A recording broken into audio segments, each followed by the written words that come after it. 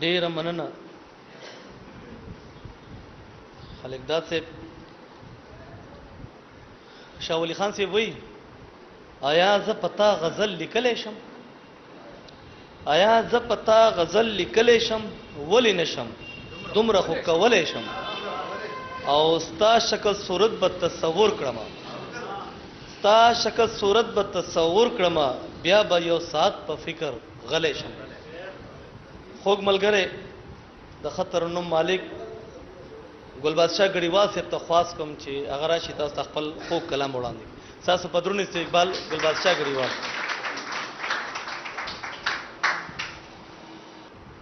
چې بې وفا ته موږ د زړه په کور کې کور ورکړی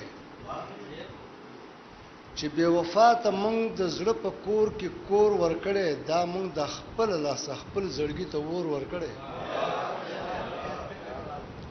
چې بې وفا ته موږ د زړه په کور کې کور ورکړی دا موږ د خپل لاسه خپل زړګي ته ور ورکړی ټول امیدونه او خواهشتونه شو پوره د اغیار ټول امیدونه او خواهشتونه شو پوره د اغیار چې یو افغان د بل افغان مړی ته زور ورکړی ډیره مننه ټول امیدونه او خواهشتونه شو پوره د اغیار چې یو افغان د بل افغان مړی ته زور ورکړی او څنګه به اخري د دشمن غشې په ولو باندې څنګه به اخري د دشمن غشې په ولو باندې چې د غیرت سبق په خپل غې کې مور ورکړي څنګه به اخري د دشمن غشې په ولو باندې چې د غیرت سبق په خپل غې کې مور ورکړي او شعر د جی ساګر صاحب څومره اسانه فیصله شول د دار واګدار ته څومره اسانه فیصله شول د دار واګدار ته د غاړې پړې ورله لاس کې رور ضرور ورکړي څومره اسانه فیصله شول د دار واګدار ته د غاړې پړې ورله لاس کې رور ضرور ورکړي او هر سړی ناشته غړیواله د خپل وار پتما هر سړی ناشته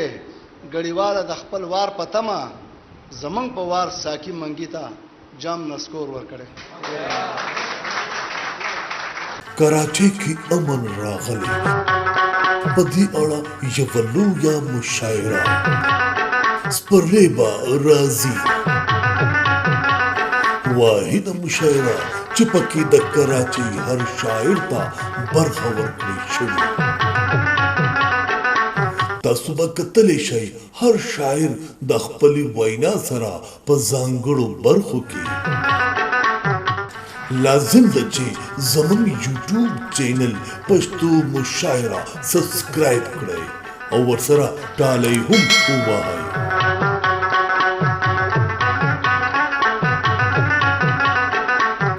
چې هره ویډیو د ټولو نه اول تاسو وګورئ